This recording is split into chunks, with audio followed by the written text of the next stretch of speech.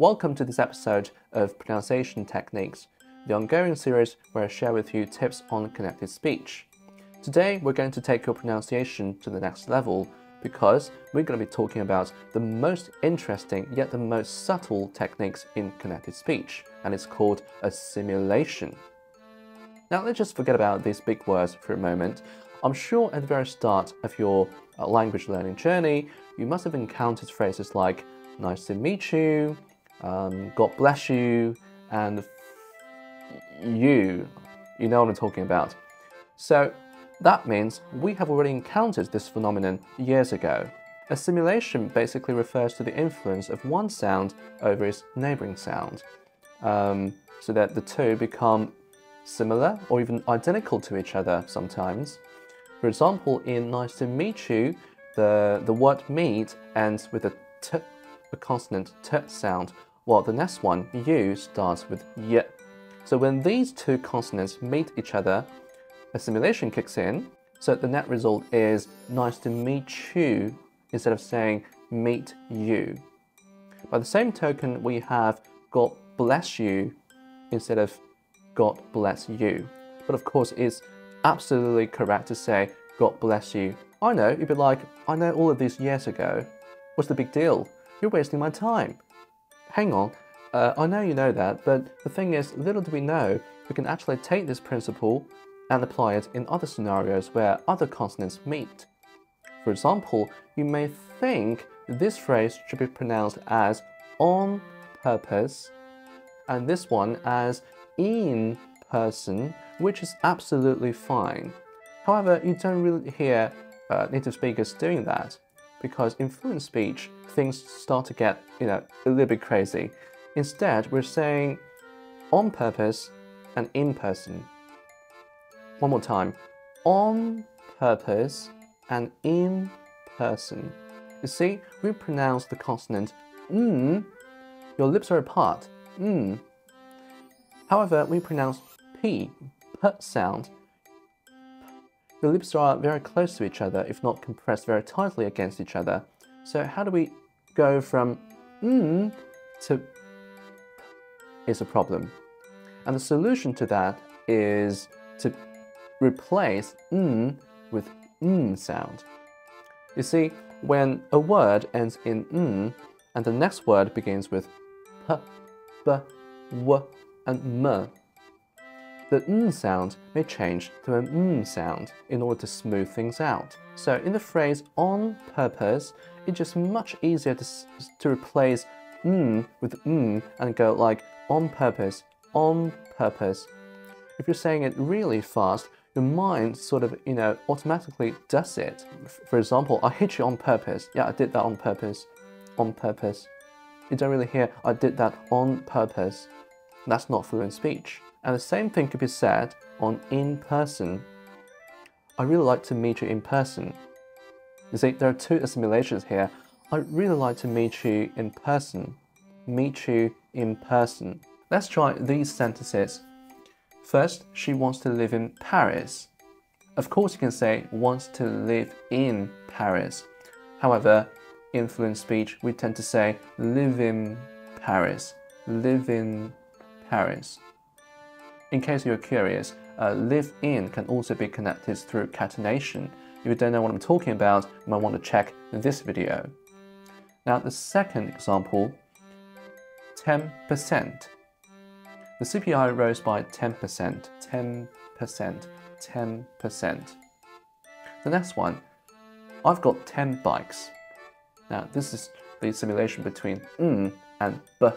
10 bikes, 10 bikes. And the next one, can you come on Wednesday? On Wednesday. This is the assimilation between and w. On Wednesday. On Wednesday. On Wednesday. Look, again, you don't really have to do this all the time. This is just an icing on the top, You only do this when you speak incredibly fast, or when you want to speak faster. This is how you do it. This is a proper way of speaking faster. Well, as a kid, I always wondered why we have so many different exceptions in English. For example, the Latin prefix in, often appears in English in different forms. For example, I am, as in impossible, among others, immoral, for example. And we also have IL, as in illegal, right? And IR, as in irregular. So all kinds of different variations. But now you know something about assimilation, things start to make much more sense because it's just so much easier to say impossible rather than impossible. I don't really hear people say immoral when they can say immoral because it's just much easier. And the same thing could be said on irregular and illegal.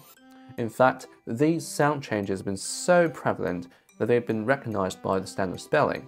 So that's another way of looking at assimilation and why the heck we have so many different exceptions in English. Again, if the first word ends with an n sound, while the next word starts with b, p, w, or m, the n sound in the first word may change to an m in order to smooth things out, in fluent speech, of course. With that in mind, let's take one step further. In the last episode of this series, I talked about elision, and I told you about this word, sandwich. And I told you how we drop the d sound in between n and w because the n, d, w, these three consonants form a so-called consonant cluster, and it's a mouthful, and that's why we hate it, and we just simply drop the middle sounds, normally a t or d. But when we drop that d sound, we accidentally made n and w neighboring sounds. So if we apply what we learned today, we realize, okay, the n and w are now together, so the n may change to an m instead. And that's why when you hear native speakers talking, they sometimes pronounce sandwich as sandwich, sandwich, sandwich. I'm not making this thing up, I know it's very crazy. It has nothing to do with spelling. However, let's take a listen how native speakers are pronouncing this word. An egg sandwich? It's a sandwich. It's a sandwich. It's an egg sandwich. Sandwich. Sandwich. Sandwich. And now you know elision and assimilation can happen at the same time, and that's why the double consonant nd and d can also assimilate to an m in front of, again, b, p, w, and m. For example, just for sake of the argument, let's say this mouse is handmade, okay, or in other words, made by hand. In fast speech, what you will hear is that this mouse is handmade. This mouse is handmade. So that's how we assimilate nd to an m, handmade. And how do we call our father's parents? Grandparent, right? But not in fast speech. In fluent speech, we will hear grandparents, grandparents. Now let's take a look at this sentence and try to identify how many assimilations there are. My grandparents got standby tickets, but they lost their sandwiches in their handmade handbag.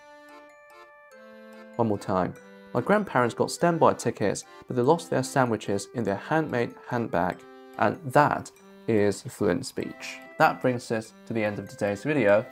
Thank you very much for watching, and please drop your comment down below if you have anything you want me to cover.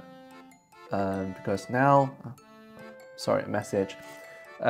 Now I really want to pivot.